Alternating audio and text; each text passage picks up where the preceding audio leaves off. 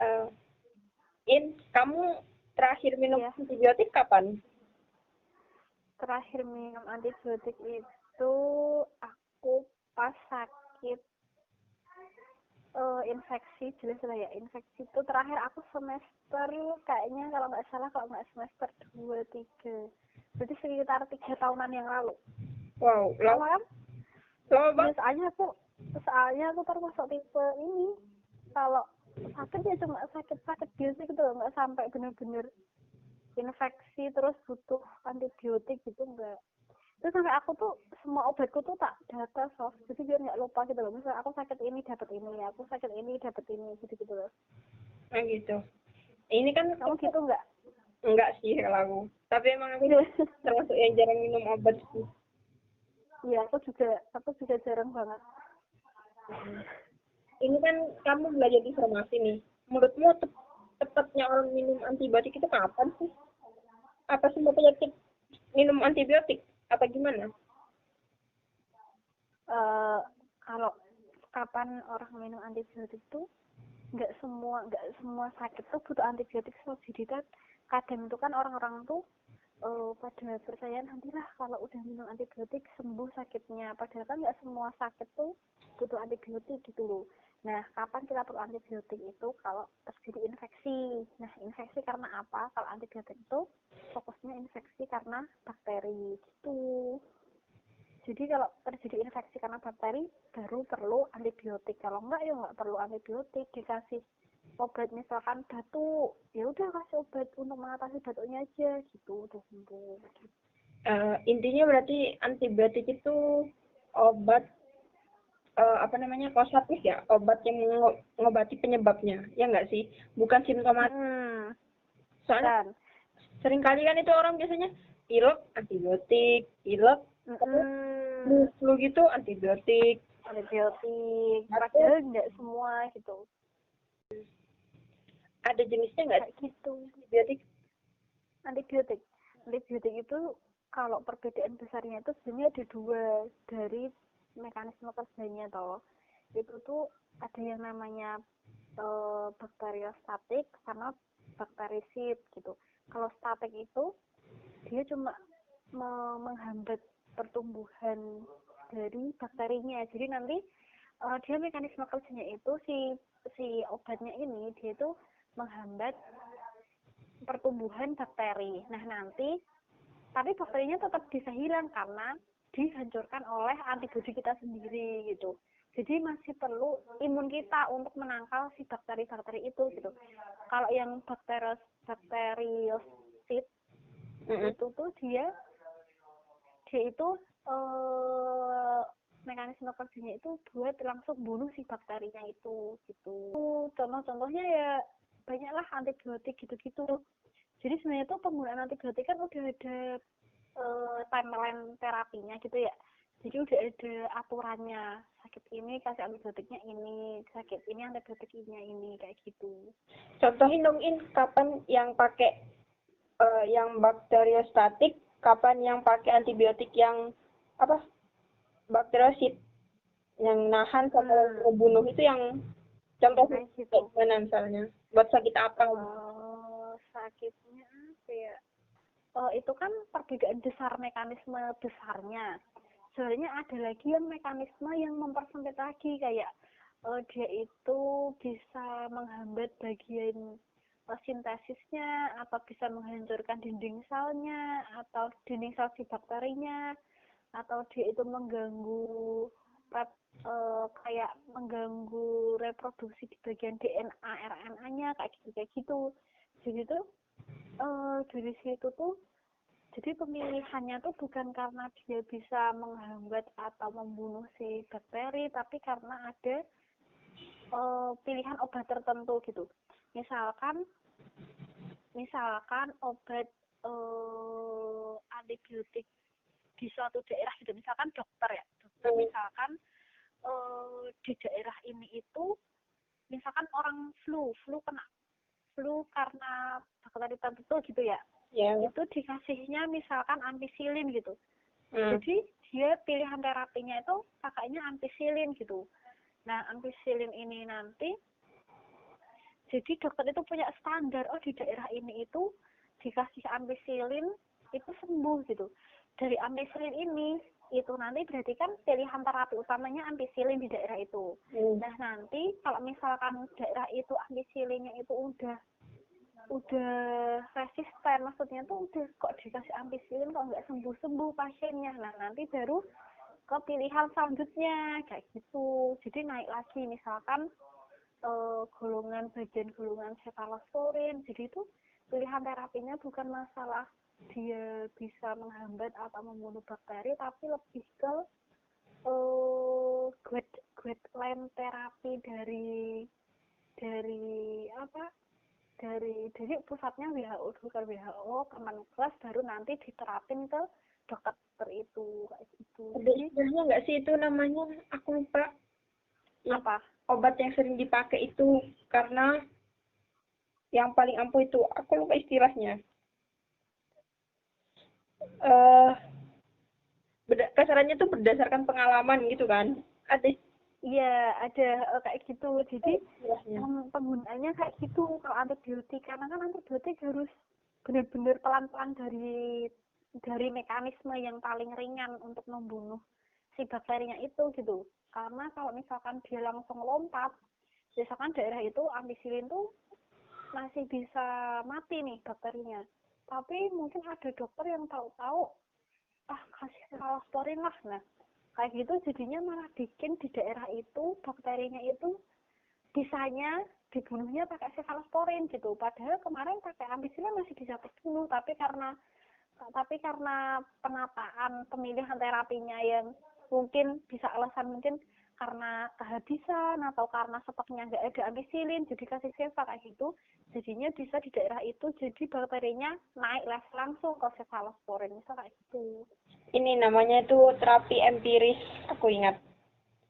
Diberikan obat terapi empiris, jadi kayak berdasarkan pengalamannya itu. Pengalaman. Paling banyak di obat itu sembuh gitu. Tapi juga nggak bisa nyalahin kalau misalnya ternyata ada dokter misal saat sakitnya misalnya sakit A, dia berobat ke dokter Syafi'in misalnya, kasihnya obat Z, terus ke dokter Sofi misalnya dikasihnya obat Y, itu juga nggak bisa dilakukan. Maksudnya kan tadi katamu bisa bisa bikin bakterinya itu kan jadi ini kan kebal, resisten gitu kan. Tapi kan juga istilahnya ada pengobatan itu adalah seni kalau di kedokteran itu.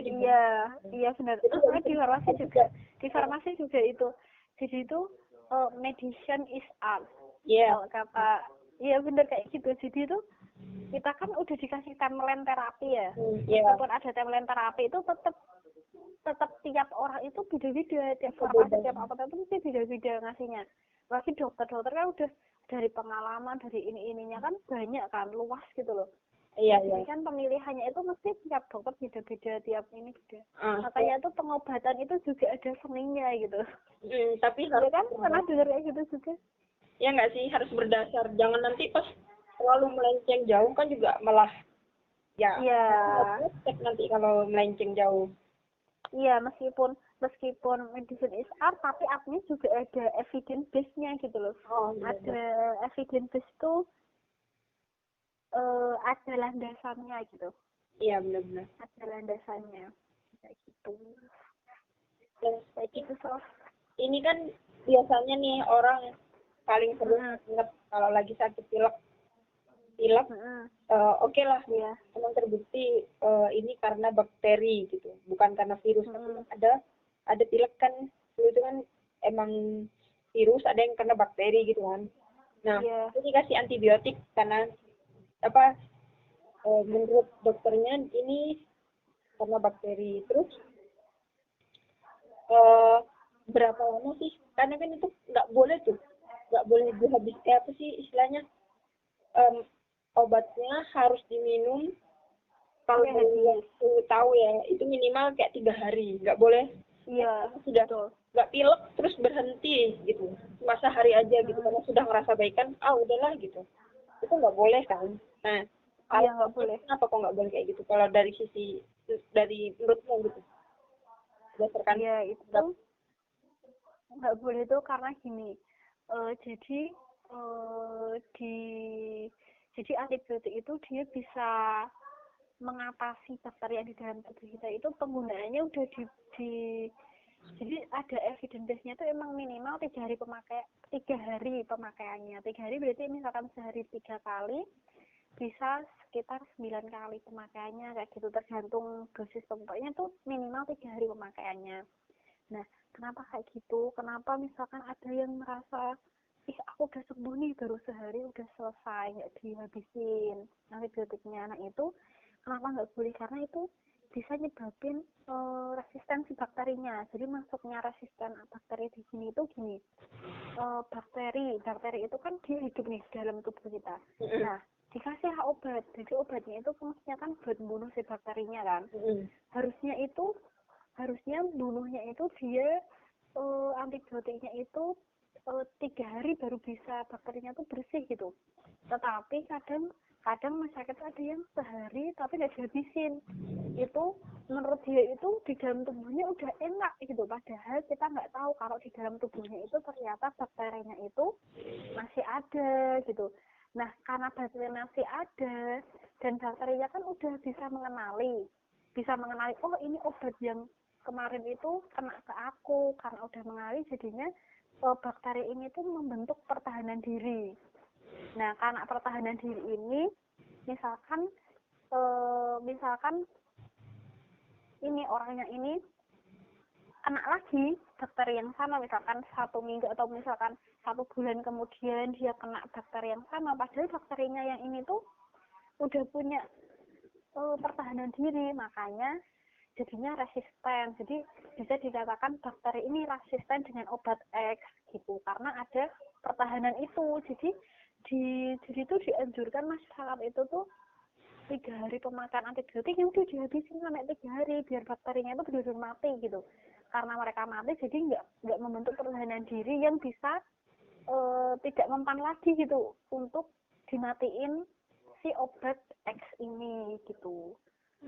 Gitu. Gitu so. Jadi kayak untuk biar nggak terjadi kayak mutasi gitu mungkin ya. Jadi tuh bakterinya kayak mempertahankan diri gitu loh.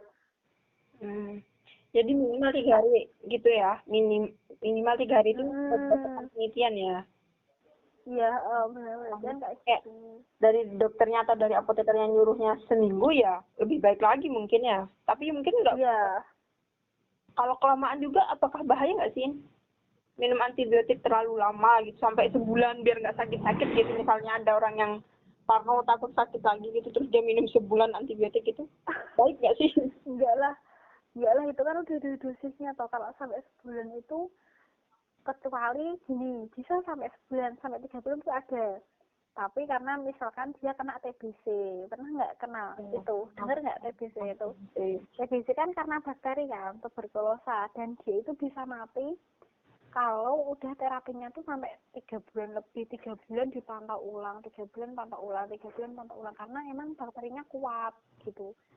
Jadi emang kayak gitu ya, tergantung si bakterinya itu menyerangnya apa, dan itu sebenarnya udah ada timeline terapinya itu. Misalkan bakteri yang menyerang bagian paru-paru gitu ya, paru-paru misalkan gitu, bakterinya dikasihnya obatnya pilihannya antibiotik Y misal. Nah itu penggunaannya dosisnya berapa dalam jangka waktu berapa hari, nah itu udah ada, jadi udah ada kayak base aturannya kayak gitu. So gitu ya. Kayak gitu. Oke. Terus yang paling penting itu ini sih, kalau di masyarakat tuh paling penting itu kayak penanganan obat antibakteri itu. Jadi misalkan ya penggunaan antibiotik kan 3 hari udah cukup gitu. Kadang kan ada masyarakat yang misalkan dikasih ada misalkan bayi kan kadang tuh botolnya gede gitu.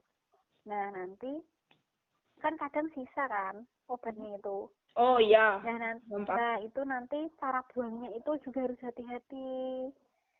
Jadi harus misalkan sirup botol ya, misalnya sirup botol itu ya antibiotik. Nah itu nanti harus diencerin dulu, jadi dikasih air yang banyak, diencerin air, pakai banyak air, baru nanti dibuang di tanah. Buangnya di tanah, nggak boleh dibuang di kayak selokan, terus dibuang di kloset, kayak gitu nggak boleh, Sof, karena dia nanti bisa, kan dia sistemnya bisa membunuh bakteri ya. Nah takutnya itu adanya antibiotik di lingkungan yang tidak tepat, jadi kayak misalkan di selokan, di kloset, takutnya itu di situ ada bakteri-bakteri yang memang seharusnya mereka itu misalkan pembusukan lah kayak gitu ya, itu malah terbunuh gitu loh, malah terbunuh. Nah itu yang nggak boleh. Cara pembuangan obat tablet ya tambahan aja sih, ini nggak berlaku untuk antibiotik aja, tapi untuk semua tablet obat itu harusnya tuh pas sebelum kita buang itu jangan sampai dibuang ke tempat sampah itu secara utuh gitu, jadi harus dihancurin dulu. Jadi tabletnya itu misalkan di dalam kemasan dibukain, dihancurin, semuanya dihancurin, dicampur sama tanah, baru dibuang ke tanah, kayak gitu harusnya. Ini berlaku untuk semua tablet gitu. Ini itu dilakukan untuk apa? Biar kadang kan kita nggak tahu ya, kita buang di tempat sampah, ternyata ada orang-orang yang tidak bertanggung jawab. Jadi misalkan malah dipakai lagi atau diedarkan lagi atau gimana kayak gitu. Yang masalah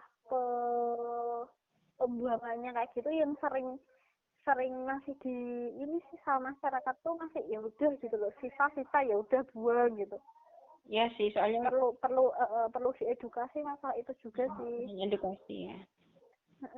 Ya, semoga ini ada yang dengar gitu, dan kalau dia misalnya keluarganya mungkin ada yang dapat antibiotik sirup ataupun obat gitu, jadi tahu cara buangnya kayak gimana gitu.